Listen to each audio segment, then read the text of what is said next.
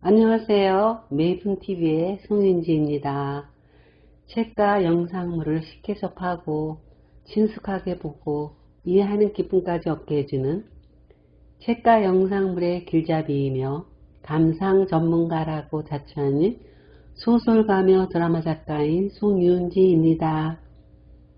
저는 조선일보 신춘문예 소설 당선 작가이며 다수의 장편 소설과 단편 소설을 발표했습니다. 또한 KBS에서 10여 편의 단편 드라마와 다른 작가들의 소설을 각색한 드라마를 발표했습니다. 저는 블로그에서 매분이라는 필명으로 오랜 활동을 했습니다. 이번에 책, 영화, 드라마를 해석해주는 유튜브를 개설하면서 책과 영상물을 쉽게 이해하게 해주는 길잡이 역할을 하고자 합니다. 제가 처음 소개해드리는 중편소설 사양은 다자이 오사무라는 일본 작가의 작품입니다. 문학청년 시절에 이 소설을 굉장히 좋아했습니다. 그 이유는 이 작가의 섬세한 감성 때문이었습니다. 사실 소설 속 등장인물들의 내면은 무척 암울합니다. 주인공인 가츠코의 시선으로 본 어머니는 진짜 귀족 중의 귀족이며 수프를 떠먹는 모습이 굉장히 귀여우신 분입니다. 문학청년 시절에 다자이 오사무의 사양을 굉장히 심취해서 보았고 그처럼 섬세하고 아름다운 감성을 가지길 원했었습니다. 다자이 오사무는 지금 이 시대의 젊은 청춘에게도 굉장히 어필하는 작가입니다. 문학청년 시절에 저도 이 시대의 젊은이들처럼 다자이 오사무에게 굉장히 매료되었습니다. 그의 염세주의적인 시선이 젊은이들에게 굉장히 어필한다고 하는데 젊은이들은 어떤 세대보다 감정의 기폭이 크다고 합니다. 예를 들면 배를 타고 항해할 때 거센 파도나 풍랑을 만났을 때 어떤 세대보다 젊은 세대는 그 풍랑 앞에서 절망하는 정도가 강하다고 합니다. 젊은 시절엔 죽음의 진한 회색빛도 두렵지 않았던지라 이 소설 속 등장인물들의 암울한 심정마저 암담하지 않았습니다. 그러나 시간이 흐른 이제야 다시 읽어보니 등장인물들의 삶에 대한 부적응과 희망 없음과 무기력함이 안타깝습니다. 패전국의 암담함이라는 기본적인 정서가 심층 깊숙이 깔려 있다 해도 얼른 털고 일어서는 모습을 보고 싶었습니다. 경제적인 추락이 가츠코나 어머니에겐 삶의 희망을 잃을 정도로 굉장히 큰 충격으로 다가왔다는 것을 느낄 수가 있는데 현재 우리 시대에도 이와 같은 문제 앞에 놓여 있는 사람들이 정말 많다는 점에서 소설 속 등장인물의 어머니처럼 오직 죽음만을 바라는 마음에서 돌아서서 삶을 살아내려는 지혜를 갈망하는 전환점으로 변환되었으면 좋겠다는 생각을 했습니다. 사실 죽음을 향해 치닫는 등장인물들, 어머니, 나오지, 우에하라는 겸손한 사람들은 아닙니다. 경제적으로 암담한 어머니, 문학의 진전이 없는 나오지, 더 이상 기가 막힌 작품이 나오지 않는 소설가 우에하라. 이들은 죽음이란 답을 딱 내려놓고 있습니다. 삶을 많이 살아본 초로의 어머니도, 문학 청년인 나오지도, 유명 작가인 우에하라도 자신들의 한계상에 갇혀있고 사실은 본인들이 아무것도 알지 못하는 존재라는 것을 겸손하게 수용했어야 했습니다. 우리는 상당 부분 타인은 물론이고 우리 자신조차 잘 이해하지 못하고 있는 존재입니다. 우리가 우리 자신을 잘 이해하기만 해도 우리는 우리의 현재를 잘 수용하게 될 것입니다. 그럼 본격적으로 작품 이야기를 해보겠습니다. 사양, 흔히 석양이라고 하는 지는 해를 뜻합니다. 저물어가는 해입니다. 곧 어둠이 찾아올 곳이라는 뜻입니다. 죽음을 예고하고 있습니다. 삶이 끝나간다는 뜻입니다. 그래서인지 몹시 애잔하고 슬픕니다. 다가올 죽음을 받아들이는 분위기입니다. 이 소설의 등장인물들인 가츠코의 어머니, 남동생 나오지, 애인 우에하라는 병사, 자살, 방기된 삶으로 모두 죽음 앞에 놓여 있습니다. 묘하게도 이 소설의 발표 시점이 일본의 태평양 전쟁 참패와 맞물려 있는지라 패전국의 국민적 정서가 이러했으리라 짐작되긴 합니다만 패전을 경험한 국가적 위기와 관계없이 시대와 국가를 초월해 삶의 몰락기는 언제든 누구에게나 닥치는 보편적 상황이라고 생각합니다. 주인공 가츠코의 지화는 귀족 가문입니다. 잘 살던 사람들이 먹고 쓰고 사는 것이 항상 풍족하던 사람들이 갑자기 생활고를 겪을 때 그들은 하층민들보다 더 취약하고 무기력해진다고 합니다. 그 이유는 과거에 영화로웠던 삶에 대한 기억이 현실을 받아들이지 못하게 발목을 잡기 때문에 한 발자국도 앞으로 나가지 못하게 하기 때문이랍니다. 다자이 오삼은 자살을 5번 기도하다가 5번째 성공하여 40년도 못 살고 죽었습니다. 10대 때부터 죽을 때까지 문학 활동을 하고 왕성하게 작품을 발표했는데 그런 그의 특징은 젊은이들의 정신적인 기조를 대표할 만큼 염세적입니다. 젊은이들의 정서를 대표하는지라 그의 소설은 지금도 아주 잘 팔립니다. 다자이 오사무의 삶에 대한 우울감은 바로 젊은 세대들을 아주 잘 대표하는 정신적 성향입니다. 패전이 된 일본 사회에 몰락한 귀족가의 사람들은 어떤 정신 상태일지 참 궁금한데 그들의 심리 상태가 잘 드러나 있습니다. 예술적 성향이 짙은 남매는 어머니를 굉장히 사랑합니다. 어머니와 기분이 잘 통합니다.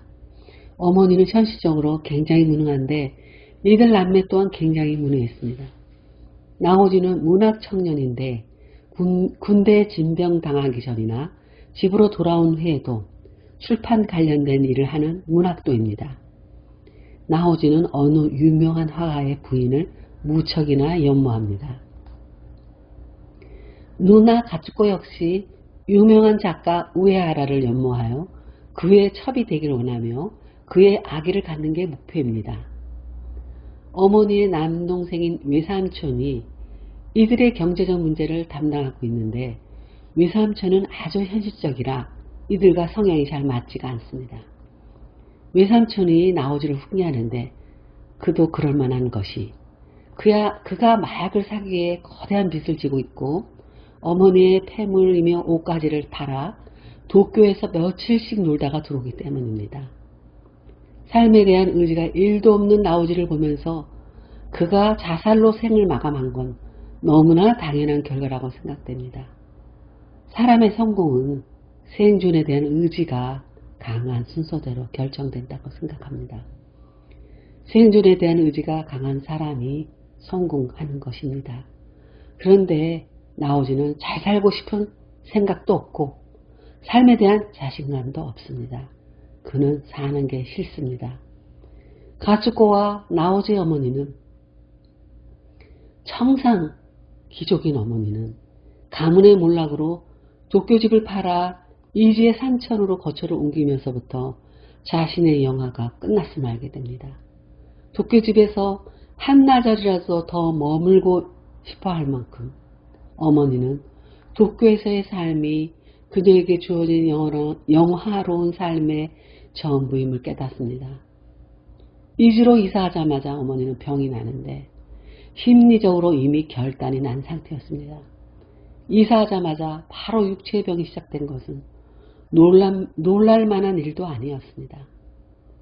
아버지가 죽을 때부터 이 가정의 가문의 몰락은 이미 시작되었습니다. 이 소설에서 등장하는 뱀은 몰락과 죽음의 상징인데 아버지 장례식 때 뱀이 나뭇가지마다 걸쳐져 있었습니다. 이주로 이사한 후 가축고가 배말을 불에 태우고 땅속에 묻은 것은 아버지의 장례식에서 뱀이 죽음의 전조로 나타났던 불길한 기억 때문이었습니다. 어미뱀이 자기 새끼들을 찾으러 와서 바로 집 앞에 또아리를 틀고 있는 모습은 어머니에 대한 죽음의 복선으로서 아주 인상적으로 배치했다는 생각이 듭니다. 어머니는 생존의 의지가 푹 꺾인 상태에서 이주로 이사 왔는데 바로 폐결핵에 걸립니다. 우에하라의 아이를 임신하고 우에하라의 첩으로 사는 삶이 오직 삶의 희망이었던 가츠코는 6년 만에 오매불망 그를 만나길 고대하였고 막상 만났지만 우에하라의 숨쉬는 호흡에서 폐결핵에 걸린 어머니의 호흡에서와 같은 냄새를 맡습니다. 한 번 결혼했고 이혼했고 한 번 낙태를 한 가츠코는 경제적으로 무능했고 생존력이 낮았는데 그녀가 살아갈 방도를 찾은 것은 우에하라의 아기를 갖고 그의 첩이 되는 것이었습니다. 그러나 정작 우에하라는 죽음의 길에 들어서 있었던 것입니다. 우에하라는 창작에 대한 티끌만한 기대도 욕망도 없이 처자식이 있는 집에도 안 들어가고 매일 24시간 이술집 저술집으로 돌아다니며 알코올에 절어 있었습니다. 그러니 그가 죽는 것은 곧 다가올 일이겠습니다. 가츠코가 우에하라를 만난 것은 동생 나오지를 찾으러 도쿄로 갔다가 동생과 친한 우에하라의 집에 갔다가 우에하라의 기습적인 키스를 받고 나서 묘하게 생성된 감정 때문이었습니다. 우에하라는 작가적 명성은 있었으나 똘끼 가득한 작가로서 그에 대한 평판은 최악이었습니다. 만일 그의 평판이 좋았다면 가츠코는 절대 그에게서 아기를 가지겠다는 어떤 틈새나 여지를 찾지 못했을 것입니다. 사람들에게 욕을 먹고 막 사는 사람이기에 혼자서 짝사랑을 하며 생존의 의지를 불태우는 엉뚱함이 발현되었던 것입니다. 엉뚱하더라도 자살을 택하지 않고 삶의 의지를 불태운 건 참 다행이라고 생각합니다. 살기 싫어서 자살을 선택한 나오지를 보면 가슴이 덜컥 내려앉습니다. 살고 싶어야 정상인 건데 살기가 싫다니 이렇게 억장이 무너지는 일이 어디 있을까 싶습니다.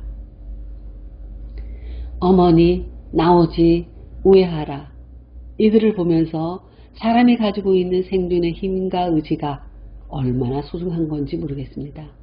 살고 싶은 욕구, 잘 살고 싶은 욕구, 부자가 되고 싶은 욕구, 현재를 살아내려는 욕구, 더 알고자 하는 욕구, 한 푼이라도 귀하게 여기는 가난한 사람들의 욕구, 이런 욕구들이 알고 보면 얼마나 귀한 건지 모르겠습니다. 어머니 나오지 우에하라 이들은 삶을 오직 고통스러운 질곡 속이라고만 생각하는 듯합니다. 화려한 도쿄에서 삶이 전부인 어머니는 자식들이 귀엽다고 느낄 만큼 창조적인 정신이 있는 사람인데 삼촌이 이지에서의 삶을 부정적으로만 보았습니다. 스스로가 삶의 벼랑 끝이라고 여겼으나 산촌에서의 삶을 또 다른 관점으로 보았다면 귀족의 삶 못지않는 소박한 매력을 발견하고 좋아했을 여지가 있는 인물입니다. 마음의 병이 육체의 병으로 진전되고 결국 죽음을 맞이하게 된 어머니는 인생의 다양한 관점이 존재한다는 것을 알지 못했습니다. 삶의 신비를 깨달을 수 있는 정신적 재능이 있는 사람 같았는데 말입니다. 모든 것을 다 안다고 하지만 사실은 아무것도 알지 못한 교만한 철부지 같습니다. 문학도이지만 문학이 더 이상 삶의 출구가 돼주지 못하는 절망감에서 나오지는 마약을 하기 위해 어머니의 폐물과 옷가지들을 팔아 문학에 대한 열정과 능력을 찾아내려 했지만 그가 막노동을 해서 술값이라도 벌어봤더라면 자살을 선택했을까 싶습니다. 술을 먹는 대신 막노동을 했더라면 그는 진정 그가 원하는 창조적 정신, 문학의 열정을 되찾았을 것입니다. 노동이 없는 육체, 안일한 육체가 정신을 썩게 만든 것이라고 생각됩니다. 작가로서 이름도 얻었고 돈도 충분히 벌었고 처자식도 있지만 창작의 의욕이 사라져 24시간 365일을 술에 절어 사는 오해하라. 그 역시 창작이 아닌 다른 방식의 삶을 선택했다면 술로서 창작의 열기를 일깨우려는 어리석은 행동은 하지 않았을 것이라고 생각됩니다. 창작만이 삶의 전부가 아니라는 것을 작가들은 종종 놓치곤 합니다. 그래도 가축고의 선택은 엉뚱하지만 바람직합니다. 귀족 출신이지만 우의 하라의 첩으로라도 살아서 삶의 의지를 불태우고 싶다는 바람이 등장인물들 중 가장 나은 선택을 했다고 생각됩니다. 귀족이라서 절대 첩으로는 못 산다가 아니라 살기 위해서 첩으로라도 살겠다는 태도는 삶을 유연하게 사는 태도로서 바람직하게 생각됩니다. 오늘 방송 어땠나요? 다음번엔 다른 삶의 해법을 찾아 그에 걸맞는 예시문으로서 책이나 영상물을 찾아서 뵙겠습니다. 안녕히 계십시오.